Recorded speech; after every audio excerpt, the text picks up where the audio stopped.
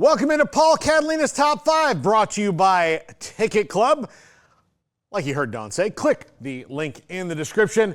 Top 5 Big Ten teams that will be better in 2025. Let's get into it. Number 5, Iowa. Mark Gronowski. No, not Gronkowski. Mark Gronowski played quarterback at South Dakota State. He has won a bunch of games.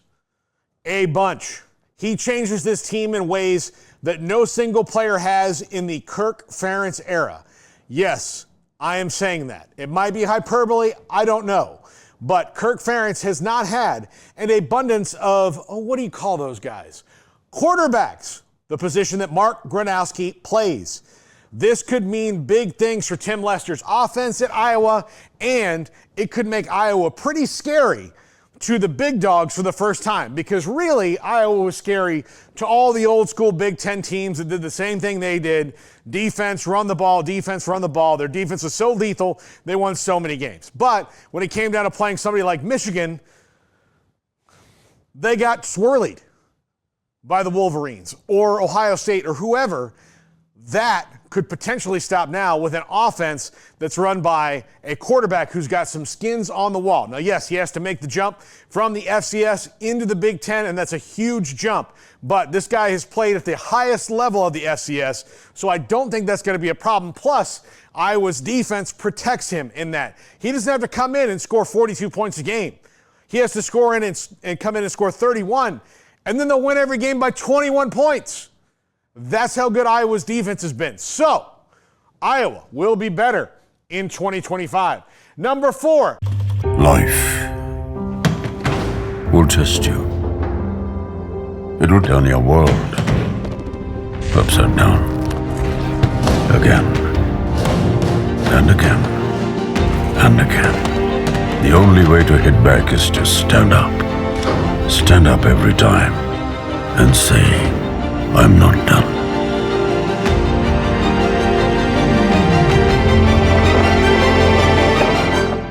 Nebraska. They went out and they got playmakers on both sides of the ball. Now, yes, they did lose some players, and they did lose their defensive coordinator, Tony White. But one more year of Dylan Raiola, a better offensive line, better clutch decisions by the players, playing better in close games.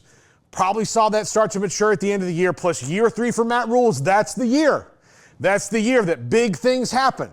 Historically for Matt Rule at Temple and at Baylor, year 3 is the one where you start to see the takeoff. Dane Key, big pickup from Kentucky for them at wide receiver.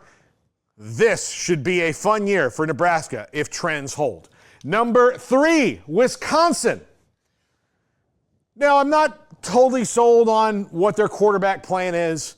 I'm not totally sold on a lot of things, but I do know that with Phil Longo going to take the head coaching job at Sam Houston State and Luke Fickell deciding to move back to more of a traditional Wisconsin offense, that will be better for the Badgers right now.